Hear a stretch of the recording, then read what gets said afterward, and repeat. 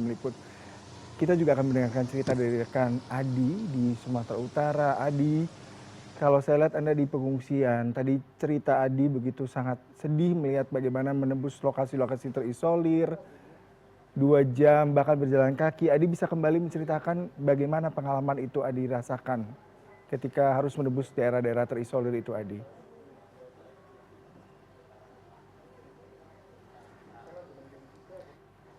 Iya, betul sekali Yuda. Kalau kita berbicara soal pengalaman ya, jadi mungkin ini bukan pertama kali saya meliput bencana, sudah beberapa kali, tapi ini adalah liputan bencana saya terlama dan mungkin medannya paling berat ya.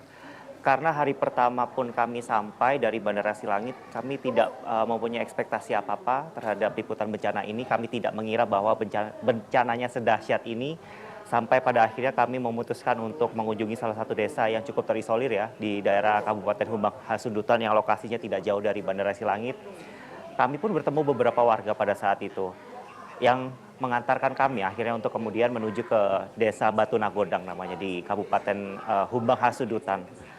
Dan saya tidak mengira bahwa pada waktu itu perjalanan akan sebegitu beratnya dan sebegitu menantangnya karena itu adalah mungkin baru pertama saya menjalani perjalanan yang cukup berbahaya bagi saya.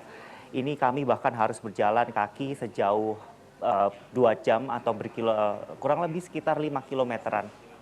Namun jalurnya itu cukup ekstrim sekali. Kami harus menuruni lembah, kemudian menyeberangi sungai yang berarus deras dan tak jarang saya pun terperosok ke lumpur yang itu cukup dalam sekali.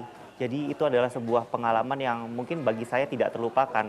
Dan saya pun juga berterima kasih dengan foto jurnalis saya, Evan Askam, yang pada saat itu kuat sekali, tidak mengeluh sama sekali. Jadi kita berdua memang ingin untuk meliput desa itu agar mendapatkan bantuan, agar pemerintah lebih aware bahwa ada namanya desa Batu Nagodang yang saat itu masih terisolir. Kemudian tak berhenti sampai di situ Yuda. Setelah kami akhirnya sampai, kami pun disambut oleh beberapa penduduk desa di sebuah pengungsian yang cukup sederhana. Ini di salah satu sekolah dasar, kami pun disambut sangat gembira. Mereka pun sangat senang sekali ada kami pada waktu itu. Mungkin kami adalah TV satu-satunya begitu ya, media satu-satunya yang mungkin pada saat itu berhasil untuk menembus ke desa Batu Nagodang. Desa itu terputus aksesnya karena ada jembatan yang putus. Jadi cukup terisolir sekali walaupun tidak ada korban jiwa dan kerusakan juga tidak terlalu parah ya, walaupun ada beberapa rumah yang kemudian miring dan sudah tidak layak untuk dihuni. Tapi yang menjadi perhatian kami karena memang mereka sangat terisolir dan tidak mendapat bantuan pada waktu itu. Dan yang mengesankan lagi adalah pada waktu itu kami disambut, kemudian mereka mengajak kami makan sama seperti Irin mungkin ya di Aceh yang diajak makan juga di pengungsian begitu. Dan lauknya cukup sederhana pada waktu itu saya ingat hanya nasi putih, kemudian mie instan dan ikan asin. Tapi bagi saya itu adalah sebuah makanan yang terasa lezat sekali. Karena saya merasakan sebuah suasana kekeluargaan pada waktu itu di kamp pengungsian. Dan saya merasa bahagia pada waktu itu dapat berjumpa dengan warga-warga sekitar yang cukup ramah sekali. Jadi tidak dapat diekspresikan ya. Mungkin saya bahagia pada waktu itu. Saya tidak menyangka bahwa kehadiran kami dapat menjadi berkat pada waktu itu bagi masyarakat sehingga informasi bahwa ada desa Batu Nagodang yang terisolir ini dapat sampai akhirnya ke masyarakat seperti itu. Dan tak berhenti sampai situ Yuda, perjalanan kami ke Sibolga ini juga cukup panjang ya dan melelahkan. Bahkan itu baru hari pertama kami jalan, kami sudah harus sangat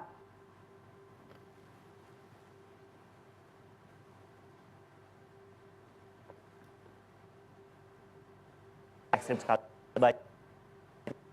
Kemudian jalur juga cukup ekstrim, bahkan banyak sekali kendaraan terperosok. Kami harus bermacet-macet ria ya di jalan selama 8 jam itu sampai akhirnya kami tiba ke kota Sibolga. Dan lagi-lagi sebuah fenomena yang sangat mengejutkan bagi saya sendiri ketika saya sampai di salah satu desa, khususnya di kawasan Tapanuli Tengah ya, ini Kecamatan Tuka.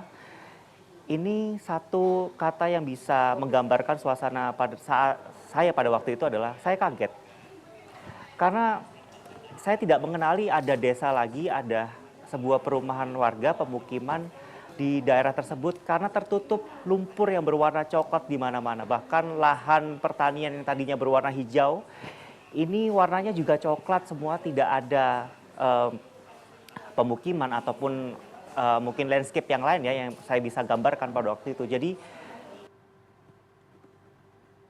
dahsyat itu, apalagi saya cukup kecewa juga pada waktu itu ketika ada salah satu pihak dari pemerintah mengatakan bahwa bencana ini tidak mencekam di sosmed, tapi saya pun menyaksikan bahwa wow sekali, bencana ini sangat dahsyat ya, sangat luar biasa sekali impact-nya ke desa yang saya datangi pada waktu itu, yaitu adalah Kecamatan Tuka.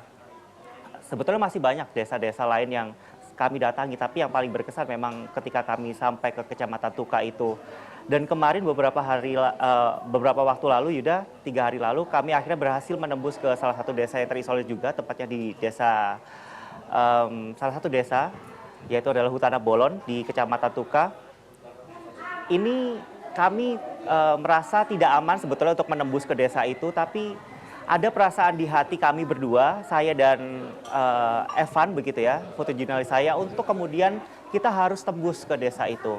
Ada perasaan itu di hati kami, walaupun kami tahu resiko apa yang akan kami hadapi ketika mungkin akan jalan ke desa itu.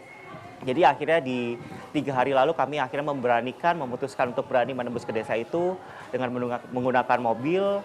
Itu airnya juga masih tinggi, arusnya deras karena sungainya, jalannya berubah menjadi sungai karena tidak ada aliran sungai lagi pada waktu itu. Dan alhamdulillah kami akhirnya menembus ke desa itu walaupun susah payah.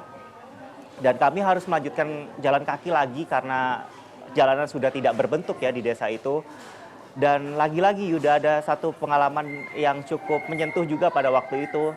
Ketika fotojurnalis saya mengeluarkan kamera, banyak sekali warga yang kemudian melambai ke arah kamera dan berteriak, "Tolong kami."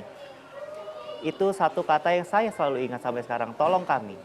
Itu artinya mereka saat ini merasa mungkin belum ada pertolongan yang sampai di desa mereka, mungkin ada, cuman tentu dengan keterbatasan karena aksesnya seperti itu. Dan mereka berbincang pada kami, kalian semua adalah media pertama expose kami pada waktu itu. Dan perasaan lelah, takut kami berubah menjadi sebuah perasaan bahagia karena kami akhirnya bisa menyampaikan informasi bahwa desa Hutana Bolon ini masih terisolir dan kami pun juga akhirnya menemukan fakta-fakta yang cukup miris ya di desa Hutana Bolon ini. Selain dari rumah rata dengan tanah ataupun jalan yang berubah menjadi air atau landscape desa yang tidak bisa dikenali lagi. Padahal dulu desa itu adalah desa yang cantik sekali karena saya juga melihat di Google ya. Desanya sangat cantik sekali tapi berubah menjadi, saya nggak tahu ya berubah jadi apa, tapi seluruh desa itu hilang dan seluruh landscape-nya berubah menjadi bebatuan dan juga sungai baru. Kemudian ada satu hal lagi yang membuat saya miris pada waktu itu adalah saya bertanya kepada mereka, apakah di sini listrik sudah menyala? Karena pada waktu itu pemerintah menjanjikan listrik sudah menyala, listrik di wilayah itu akan menyala gitu. Baik. Lalu mereka berkata belum, bahkan dari pihak PLN ini 3 bulan lagi baru akan menyala. Itulah jadi sebuah realita yang cukup miris bagi kami berdua yang kami temukan di lapangan, Yuda. Adi, bisa saya rasakan dan Mas Alfian bisa rasakan ya terkait dengan bagaimana kondisi di sana. Terima kasih Adi dan juga Irin untuk semua perjuangannya Mas Alfian. Pengalaman yang luar biasa ya.